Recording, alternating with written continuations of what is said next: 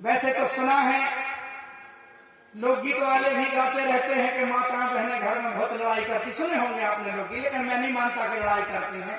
हमें जन्म दिया, बहन हमें राखी बांधती है, बेटी हमारी व्यवस्थाएं बनाती है, तो ये नारी शक्ति है, इसका सम्मान होना चाहिए। लेकिन मैं निवेदन करूंगा कि मांस घर में ना आए, ये आपकी जवाबदारी है, इसके लिए भले आपको लड़ाई करना है। मांस जिस घर में आता है उस घर से देवी देवता हमेशा के लिए पलायन कर जाते हैं। ये जब कोई आपको बहुत बड़े विद्वान व्यक्ति मिलेंगे या सदगुरु शरण में जाएंगे तो आपको एक बात सुनने मिलेगी, जहां मांस पकता है जिस घर में, वहां से देवी देवता चले जाते हैं। और जब देवी देवता चले जाते हैं तो फिर भूत पिशाच ये सारी शक्तियां। अच्छा ये बताओ, बजरंगबली जी को तो सभी मानते हैं, गांव गांव में मूर्तियां हैं, हमारे घर में फोटो टंगी, चौपाई में लिखा है भूत पिशाच निकट नहीं आवे महावीर जब नाम सुनावे। अब तो भैया जब महावीर हैं तो भूत पिशाच कैसे आ गए? वो इसीलिए आ गए भूत पिशाच क्योंकि आपके घर में मांस पकता है, इसलिए बजरंगबली की फोटो तो टंगी, लेकिन बजरंगबली जी वहां से चले गए। क्यों रुकेंगे देवी देवता? वो शक्तियां हैं, सहायक शक्तियां मां की। और जहां सात्विकता का वातावरण होगा, मन पवित्र होगा। और एक चौपाई और सुनी होगी आपने, मोहि कपट छल छिद्र न भावा, निर्मल मन जन सो मोहि भावा। तो गुरुदेव जी वही तो करा रहे हैं। अभी एक व्यक्ति कह रहे थे मन साफ हो तो सब है, लेकिन भैया हमने कहा मन साफ करने का तरीका बता दो, कोई साबुन हो तो बता दो मन साफ करने का। कपड़े के तो अनेकों साबुन हो, मन साफ कैसे हो? गुरुदेव जी ने वही मार्ग बताया है। ये साधना वही मन साफ करने वाला साबुन है। नशे मान से मुक्त चरित्रवान जीवन, गुरुवार का व्रत, माथे पर कुमकुम का तिलक, गले में रक्षा कवच, घर में माँ का ध्वज और गुरुवार का व्रत, यही तो साबुन है। आप करके तो देखो, आत्मा निर्मल होगी, विकार भगेंगे। गुरुवार के व्रत से अनेकों लोगों ने कठिन से कठिन परिस्थितियों में लाभ प्रदान किया है। सबसे बड़ा व्रत गुरुदेव जी ने बताया है। बाकी परंपराएं हैं भारतवर्ष की, जो अच्छी परंपराएं हैं वो चलने दें। आज भी आंवरी नमे है, कितना पावन दिन है। आज हमारी माताएं बहनें आंवला के पेड़ के नीचे, मैं भी रास्ते भर देखता आया कि बढ़िया टिक्कड़ बन रही है। अच्छी है, परंपराएं हैं, खुशियां मनाओ। एक दो जगह मेरी भी इच्छा हुई कि रुक के खाऊं, लेकिन उनका लेट हो जाएगा, मुरारी भाई कहेंगे कहां चले गए। तो अच्छी परंपराएं स्वीकार करो, बुरी परंपरा को समाप्त करो। कठिन से कठिन व्रत है, माता बहनें रहती हैं, ये उनकी जितनी तारीफ की जाए उतनी कम है। बिना पानी के भी व्रत रह लेते हैं, लेकिन गुरुवार कहते हैं आओ एक बार गुरुवार का व्रत शुरू करके देखो। जैसे सभी नदियों में गंगा नदी को कहते हैं इससे बड़ी कोई नदी नहीं है, इसी तरह से सभी व्रतों में गुरुवार का व्रत से बड़ा कोई व्रत नहीं। और शाम को भोजन भी करना है, भर पेट, लहसुन प्याज नहीं खाना गुरुवार के दिन। और आप देखें धीरे धीरे आपके घर का वातावरण बिल्कुल बदलता चला जाएगा। बच्चों में संस्कार आएंगे। सबसे बड़ी समस्या तो ये बच्चे भटक रहे हैं, और ये बच्चे भटक गए, बड़े होकर माँ बाप को रुलाएंगे, ये सबसे बड़ी समस्या है।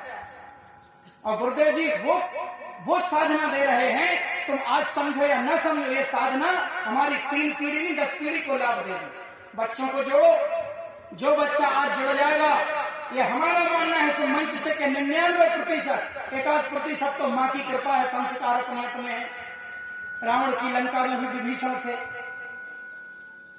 और अच्छे संतों के घर भी अपराधी पैदा हो जाते हैं, वो माँ की माया है। लेकिन आज बच्चे को जोड़ दो, जो बच्चे को आज आप इस यात्रा में चला दोगे, ये गारंटी है बड़ा होकर अपने माँ बाप को वो रुलाएगा नहीं, कभी नहीं रुलाएगा बेटा, क्योंकि जब तक वो कर्तव्य समझ जाए। आज सबसे बड़ी समस्या यही है, बेटे माँ बाप को रुला रहे हैं। कितनी ऐसी घटनाएं हैं, बूढ़े माँ बाप जिनने जीवन भर खून पसीने की कमाई की, तुम्हारी शादी कर दी और पत्नी आई तो माँ बाप को छोड़ के अलग हो गए। अधिकतर परिवारों में देखा है। ये क्यों भैया? जब माँ बाप दुखी रहेंगे तो कौन से देवी देवता प्रसन्न हो जाएंगे तुम पे? एक घटना तो ऐसी जीवन में आई थी, किसी कवि के मुंह से सुनी थी या किताब में पढ़ी थी, याद नहीं आ रहा है, कि धन्य रे आज के युवा, धन्य री संतान, बिटिया थी तो शादी कर दी माँ बाप ने, अब 2 बेटे थे, जब बड़े हुए, शादी हुई, पत्नियां आई, तो माँ बाप उनको वजन लगने लगे कि वजन पड़ गया यार। तो दोनों भाई बैठे, बोले बड़े भैया 15 दिन तुम खिलाना, 15 दिन हम खिलाएंगे। बता, माँ बाप का भी बंटवारा करते हैं, जगह जमीन का सुना है लेकिन माँ बाप का बंटवारा कर लिया। 15 दिन तुम खिलाओ, 15 दिन हम खिलाएं। बड़ी प्रसन्न हो गई दोनों बंग में कि चलो 15 दिन तो छुट्टी मिली बुढ़ों से, क्या करें, जबकि वो भी अपने माँ बाप छोड़कर आएंगे। जब विचार भटकते हैं, 15 दिन उनने बांट लिया, 15 दिन उनने बांट लिया। समस्या तो तब उत्पन्न हुई जब 31 का महीना था। इनके 15 दिन चुक गए, इनके 15 दिन चुक गए। महीना 31 का था, उस दिन भूखे ही बैठे, न बड़े ने बनाया न छोटे ने बनाया। बोले क्या? बोले हमारे 15 दिन तो पूरे हो गए। 31 का भी महीना होता है ना। ये संस्कार हैं, इस पे गुरुदेव जी बोलते हैं। तो लोगों को बुरा लगता है कि आओ बचपन से इस यात्रा अपने घर में शुरू कर दिया, फिर ऐसा मौका ना आ पाए। माँ बाप का स्थान दूसरा कोई नहीं ले सकता। तो सभी बुजुर्गों से, युवाओं से अपने अपने कर्तव्यों का पालन करें। मूल चिंतन गुरुदेव जी का है, बेटे बेटी में कभी भेद मत करना। माँ बाप की भी गलती है, ऐसा नहीं बेटे ही गलती करते हैं, माँ बाप भी जो गलती करते हैं वो इस मंच से बताई जाती है। आप बेटा और बेटी में भेद करते हैं। बेटा होता है तो बड़ी खुशी होती है, बड़े बड़े कलाकार छतरपुर से आते हैं, क्या हो रहा है, बोले जनता हो रहा है, बेटा हुआ है। और बेटी हुई तो मुंह बन जाता है कि ये कहां से हो गए।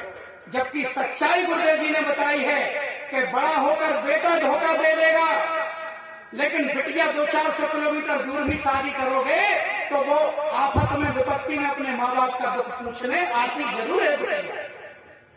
और बच्चा क्या बांटता है? बच्चा बड़े होकर जमीन बांटता है और बिटिया बड़े होकर माँ बाप का दुख बांटती है। बेटे बेटी में भेद मत करो, बेटी से 2 घर में उजाला होता है। यही पूज्य गुरुदेव भगवान की विचारधारा है। आए इन्हीं शब्दों के साथ जितने भी हमारे सम्मानीय कार्यकर्तागण, जिनकी टीम से जब अनुष्ठान हुआ, अपने मंच बनाया, 24 घंटे परिश्रम किया, तब जाकर यह समापन हुआ है। तो उस टीम को भी हमारी पूरी प्रदेश कार्यकारिणी की ओर से, हमारे सीरज सिंह जी हैं जो प्रांतीय महासचिव हैं, हम पूरी प्रदेश कार्यकारिणी की ओर से आपके तहसील के समस्त पदाधिकारियों को, सम्मानीय मुरारीलाल प्रजापति जी और आपके समस्त रिश्तेदारों के उज्जवल भविष्य की कामना करते हुए इन शब्दों के साथ जय माता।